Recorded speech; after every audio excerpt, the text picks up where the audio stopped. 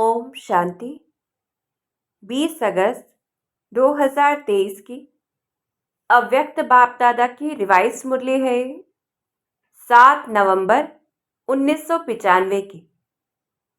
तो जैसे इससे पहले भी अव्यक्त मुरली में बाबा ने पवित्रता पर इशारा दिया था और हमारी पवित्रता की पर्सनैलिटी को देखा था, तो ऐसे ही आज बाबा कहते बाप दादा की विशेष पसंदगी और ज्ञान का फाउंडेशन पवित्रता।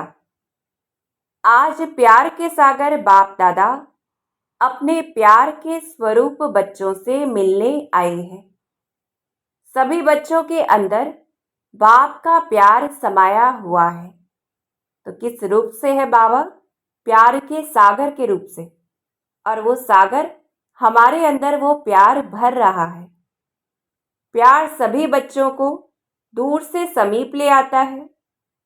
भक्त आत्मा थे तो बाप से कितना दूर थे, इसलिए चारों ओर ढूंढते रहते थे, और अभी इतना समीप हो जो हर एक बच्चा निश्चय और फलक से कहते हैं कि मेरा बाबा मेरे साथ है।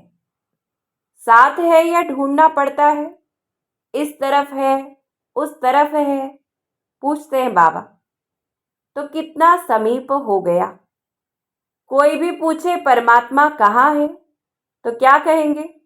पूछते हैं बाबा, चेकिंग करनी है, तो बाबा ने कहा मेरे साथ है। फलक से कहेंगे कि अब तो बाप भी मेरे बिना रह नहीं सकता। तो बाबा कहते आप भी एक सेकेंड भी बाप के बिना नहीं रह सकते हो, लेकिन जब माया आती है तब कौन साथ होता है? पूछते हैं बाबा। उस समय बाप अगर साथ है तो माया आ सकती है? पूछते हैं कि अगर माया साथ है तो बाप साथ हो नहीं सकता है। तो ऐसे बाबा कहते लेकिन न चाहते भी बीच बीच में बच्चे बाप से आंख मिचोली का खेल कर देते हैं। बाप दादा बच्चों का यह खेल भी देखते रहते हैं कि बच्चे एक तरफ कह रहे हैं मेरा बाबा, और दूसरी तरफ किनारा भी कर लेते हैं। अगर अभी यहाँ ऐसे किनारा करेंगे तो आपको देख नहीं सकेंगे ना, तो आप भी माया की तरफ ऐसे कर लेते हो। बाप को देखने की दृष्टि बंद हो जाती है और माया को देखने की दृष्टि खुल जाती है। तो आंख मिचोली खेल कभी कभी खेलते हो? पूछते हैं बाबा। बाप फिर भी बच्चों के ऊपर रहमदिल बन माया से किसी भी ढंग से किनारा करा लेते हैं। तो बाबा बता रहे हैं कैसे ये सूक्ष्म खेल चलता है। वो बेहोश करती और बाप होश में लाता है कि तुम मेरे हो। बंद आंख याद के जादू से खोल देते हैं। फिर बाबा कहते बाप दादा पूछते हैं कि सभी का प्यार कितने % में है? तो सभी कहते हैं 100% से भी ज़्यादा है।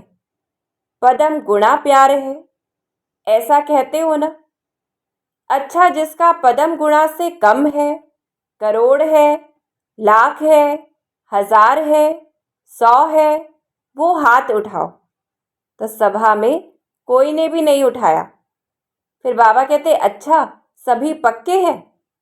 बाप दादा फिर दूसरा क्वेश्चन करेंगे, फिर नहीं बदलना। अच्छा, ये तो बहुत खुशखबरी सुनाई कि पदम गुणा प्यार है।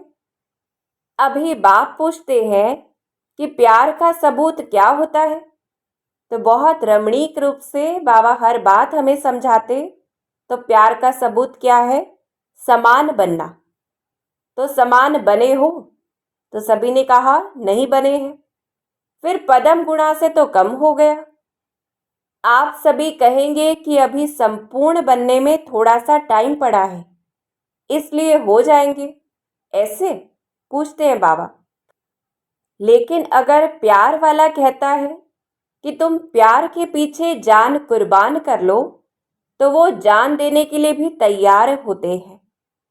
बाप दादा जान तो लेते नहीं है, क्योंकि जान से तो सेवा करनी है। लेकिन एक बात पर बाप दादा को थोड़े समय के लिए आश्चर्य करना पड़ता है। आश्चर्य करना नहीं चाहिए, वो तो आपको भी कहते हैं, लेकिन बाप दादा को आश्चर्य करना पड़ता है। पाठ बजाते हैं, जान कुर्बान छोड़ो, लेकिन प्यार की निशानी है न्यौछावर होना, जो कहे वो करना।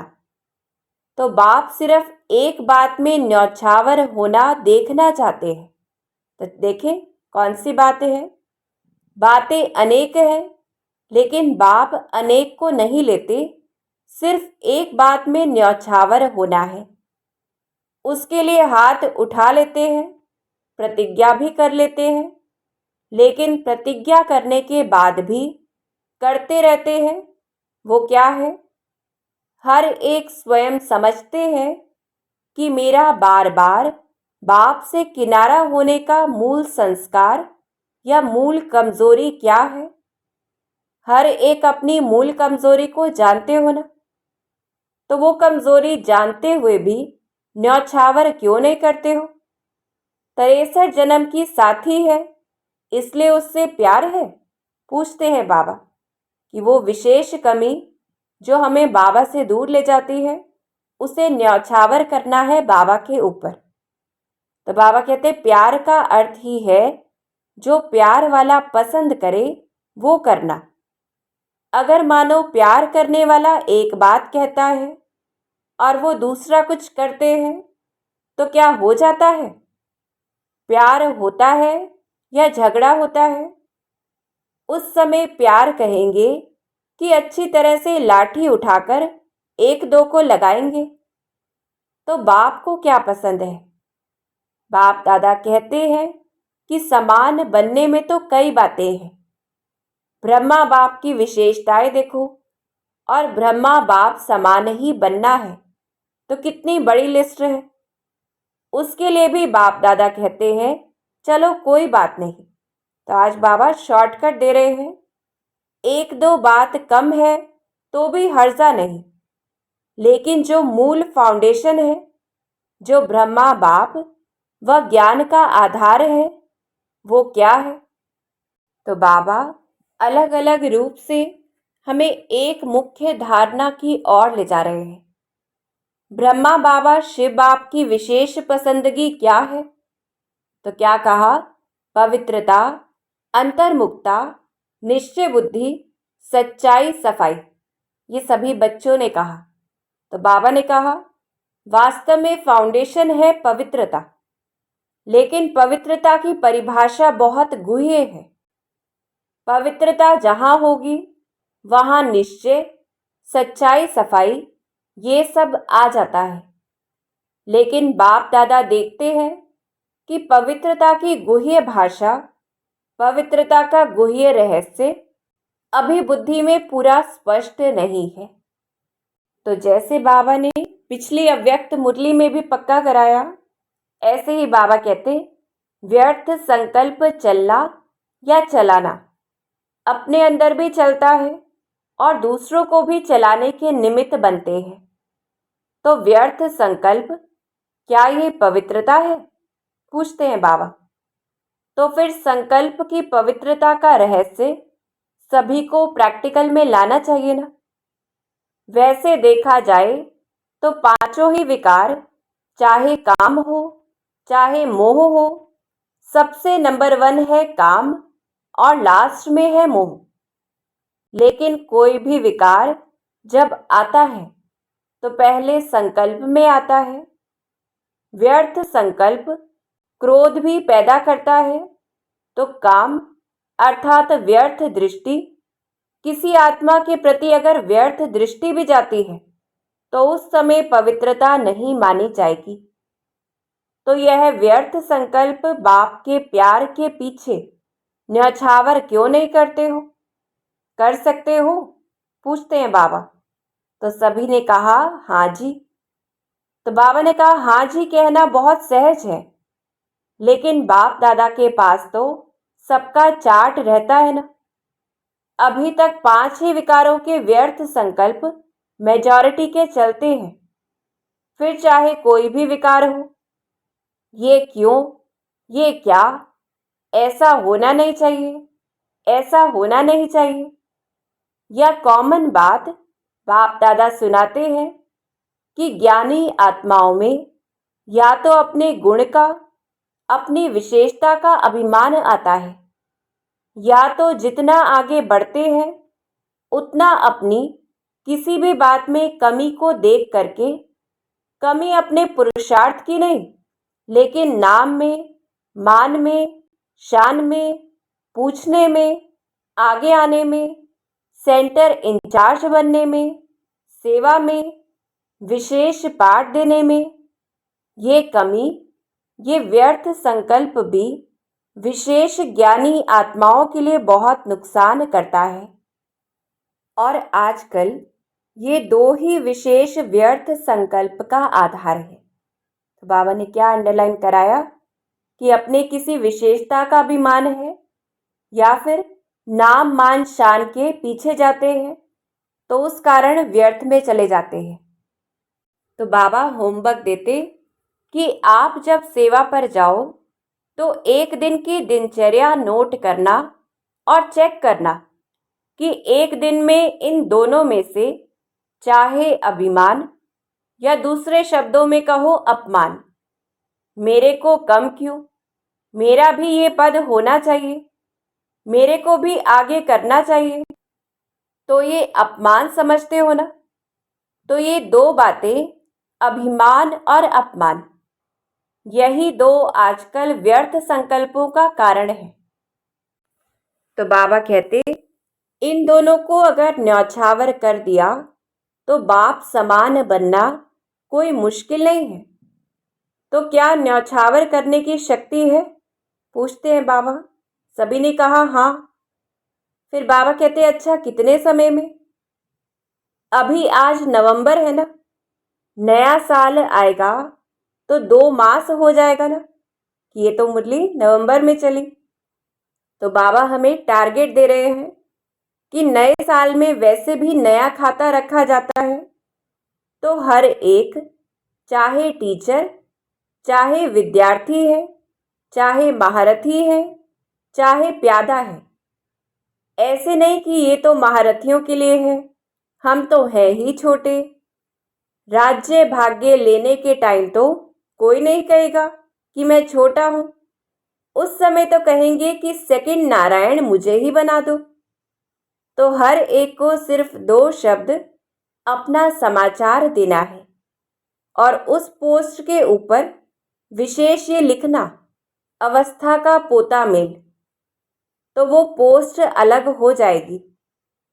तो उस समय तो चिट्ठी लिखी जाती थी, तो हम रोज़ चेकिंग करें और बाबा को अपना पोता मेल दें और अंदर लिखना कि व्यर्थ संकल्प किस परसेंटेज में न्यौछावर हुए, 50% या 100% न्यौछावर हुए।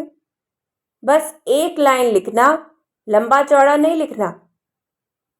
तो बाबा क्या कहते, जो लंबा चौड़ा लिखेंगे उसको पहले ही फाड़ देंगे, क्योंकि लंबे चौड़े में क्या होता है कि ये कारण हुआ ना इसलिए व्यर्थ चला, तो बहुत सारी व्यर्थ ही बातें होती हैं।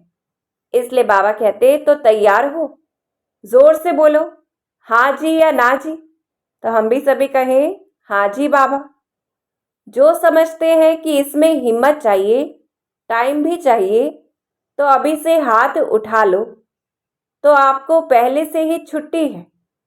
कोई है या पीछे लिखेंगे, पुरुषार्थ तो बहुत किया लेकिन हुआ नहीं, ऐसे तो नहीं लिखेंगे, पूछते हैं बाबा। पक्के हैं? अच्छा, बाप दादा ने देखा कि प्यार मधुबन तक तो ले आता है, लेकिन इसी प्यार से पहुंचना कहाँ है। तो बाबा हमें दूसरा लक्ष्य देते, बाप समान बनना है ना। तो जैसे मधुबन में भागते भागते आते हो ना, मेरा नाम ज़रूर लिखो, मेरा नाम ज़रूर लिखो, और नहीं लिखते तो टीचर को थोड़ी आंख भी दिखा देते हो। तो जैसे मधुबन के लिए प्यार में भागते हो, आते हो, ऐसे ही पुरुषार्थ करो कि मेरा नाम बाप समान बनने में पहले हो। तो बाबा हमें सूक्ष्म और प्रैक्टिकल बात पर लेकर चलते हैं। तो ये पवित्रता का फाउंडेशन पक्का करो। ब्रह्मा बाप ने पवित्रता के कारण, एक नवीनता के कारण गालियां भी खाई। तो पवित्रता फाउंडेशन है और फाउंडेशन का ब्रह्मचर्य व्रत धारण करना, ये तो एक कॉमन बात है। लेकिन अभी आगे बड़े हो तो बचपन की स्टेज नहीं है, अभी तो वानप्रस्थ स्थिति में जाना है। तो बाबा ये पक्का कराते कि सिर्फ इसमें ही खुश नहीं होना है कि हम मोटे रूप से काम विकार में नहीं जाते हैं। मैं ब्रह्मचारी तो रहता हूँ, पवित्रता तो है ही, सिर्फ इसमें खुश नहीं हो जाओ। वैसे तो अभी दृष्टिवृत्ति में पवित्रता को और भी अंडरलाइन करो, लेकिन मूल फाउंडेशन है अपने संकल्प को शुद्ध बनाओ, ज्ञान स्वरूप बनाओ, शक्ति स्वरूप बनाओ। संकल्प में कमजोरी बहुत है, क्या करें, कर नहीं सकते हैं, पता नहीं क्या हो गया, क्या ये पवित्रता की शक्ति है? पूछते हैं बाबा। पवित्र आत्मा कहेगी क्या करें, हो गया, हो जाता है, चाहते तो नहीं है, लेकिन बाबा पूछ रहे हैं क्या ऐसा पवित्र आत्मा कहेगी? ये कौन सी आत्मा है? पवित्र आत्मा बोलती है कि कमजोर आत्मा बोलती है? तो आज बाबा हर रूप से सूक्ष्म में हमें लेकर चलते कि पवित्रता का अर्थ क्या है। त्रिकालदर्शी आत्माएं हो, जब क्यों क्या कहते हो तो बाप दादा कहते हैं इन्हों को जिज्ञासु के आगे ले जाओ। उनको चित्र समझाते हैं कि 84 जन्मों को हम जानते हैं, समझाते हो 84 जन्म और करते हो अभी क्या और क्यों। जब जानते हो तो जानने वाला क्या क्यों करेगा? पूछते हैं बाबा। वो जानता है कि ये इसलिए होता है। तो बाबा कहते क्या का जवाब स्वयं ही बुद्धि में आएगा कि माया के प्रभाव के परवश है। चाहे महारथी हो चाहे प्यादा हो, अगर महारथी से भी गलती होती है तो उस समय वो महारथी नहीं है, परवश है।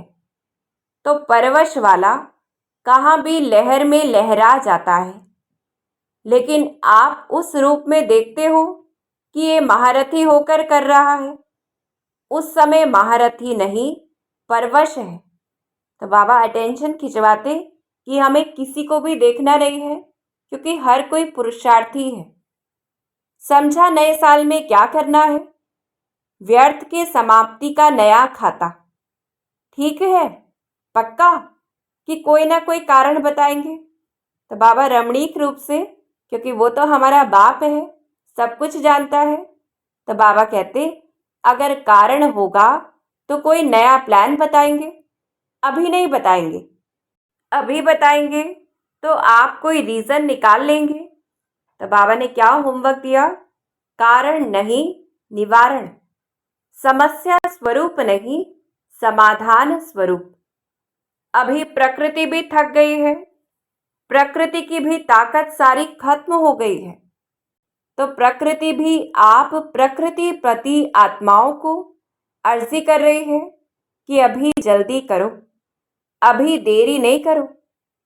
अच्छा, बाप दादा को भी तन को चलाना पड़ता है, चले नहीं चले लेकिन चलाना तो पड़ता है, क्योंकि बाप का बच्चों से प्यार है कि हम बच्चों से मिलने के लिए बाबा ने तन को चलाया।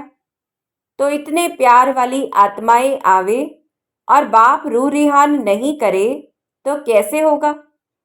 तो ज़बरदस्ती भी चलाना ही पड़ता है। अच्छा, सभी खुश हैं? बाप मिला, संतुष्ट है ना? पूछते हैं बाबा। फिर बाबा हमें अनेक वरदान देते और हम बाबा का वरदानी हाथ अपने मस्तक पर अनुभव करें। चारों ओर के पदम गुणा प्रेम स्वरूप आत्माओं को सदा स्वयं को निर्विकल्प बनाने वाले विशेष आत्माओं को सदा बाप और निर्विघ्न सेवा के लग्न में मग्न रहने वाली आत्माओं को, सदा बाप के स्नेह में न्यौछावर होने वाले सभी आत्माओं को बाप दादा का याद प्यार और नमस्ते। हम रूहानी बच्चों का रूहानी बाप दादा को दिलवा जान सिकवा प्रेम से याद प्यार और नमस्ते। शुक्रिया बाबा, शुक्रिया। फिर बाबा कहते, अच्छा सब खुश, कोई नाराज तो नहीं हुआ? मैं नहीं मिला। राज को जानने वाले कभी नाराज नहीं होते। तो बाबा ने ये भी पक्का कराया कि कोई ये ना सोचे कि मैं बाबा से मिला नहीं हूँ, तो क्योंकि हम हर राज को जानते हैं कि हर चीज़ में कल्याण है। फिर दादियों से, देखो आप आदि रत्नों में सभी का प्यार के साथ साथ शुद्ध मोह बढ़ता जाता है। सभी देखते हैं कि आदि रत्न ठीक है तो सब ठीक है। तो आप लोगों में सबका शुद्ध मोह बढ़ गया है। बाप दादा इन दोनों अर्थात चंद्रमणि दादी और रत्न मोहिनी दादी के ऊपर भी खुश है। ज्ञान सरोवर की जिम्मेवारी संभाली है। जिम्मेवारी तो क्या, खेल है। भारीपन है क्या, पूछते हैं बाबा। खेल हल्का होता है ना, तो जिम्मेवारी क्या है, खेल है। तो ये चैप्टर भी पक्का करना है, हर चीज़ को खेल स्वरूप से देखना है। तो बाप दादा खुश है कि समय पर सहयोगी बने हैं और आदि से सहयोगी रहे हैं, आदि से हाजी करने वाले हैं। यही साकार बाप का आप सबको विशेष वरदान है। ब्रह्मा बाप को ना शब्द कभी अच्छा नहीं लगता, ये तो मालूम है, अनुभवी है। फिर ईशु दादी से, इसने आदि से अब तक बहुत अच्छा पार्ट बजाया है और आपकी अर्थात दादी की तो विशेष सहयोगी है। कोई भी बात में सुनने सुनाने वाली बहुत अच्छी है क्योंकि गंभीर रहती है। ये गंभीरता का गुण बहुत आगे बढ़ाता है। तो अंडरलाइन करना है कि गंभीरता का गुण बहुत आगे बढ़ाता है। कोई भी बात बोल दी ना, समझो अच्छा किया और बोल दिया तो आधा खत्म हो जाता है। आधा फल खत्म हो गया, आधा जमा हो गया। तो बाबा इस पर भी अटेंशन खिंचवाते कि कोई सेवा की, कुछ अच्छा कार्य किया और हमने सबको बोल दिया तो आधा खत्म हो जाता है, और जो गंभीर होता है उसका फुल जमा होता है। कहते हैं ना, देखो जगदम्बा गंभीर रही, चाहे सेवा स्थूल में आप लोगों से कम की, आप लोग ज़्यादा कर रहे हो, लेकिन ये गंभीरता के गुण ने फुल खाता जमा किया है, कट नहीं हुआ है। तो बाबा कैसे सूक्ष्म बात बताते कि हम स्थूल सेवा बाहर से कितनी ही करते रहे, लेकिन अवस्था क्या है उस आधार पर जमा होता है। कई करते बहुत हैं लेकिन आधा पौना कट हो जाता है। करते हैं, कोई बात हुई तो पूरा कट हो जाता है, या थोड़ी बात भी हुई तो पौना कट हो जाता है। ऐसे ही अपना वर्णन किया तो आधा कट हो जाता है, बाकी बचा क्या? तो जब जगदम्बा की विशेषता जमा का खाता ज़्यादा है, गंभीरता की देवी है, ऐसे और सभी को गंभीर होना चाहिए। चाहे मधुबन में रहते हैं, चाहे सेवा केंद्र में रहते हैं, लेकिन बाप दादा सभी को कहते हैं कि गंभीरता से अपनी मार्क्स इकट्ठी करो, वर्णन करने से खत्म हो जाती है। तो अंडरलाइन करना है, चाहे अच्छा वर्णन करते हो चाहे बुरा। अच्छा अपना अभिमान और बुरा किसका अपमान कराता है। तो हर एक गंभीरता की देवी और गंभीरता का देवता दिखाई दे।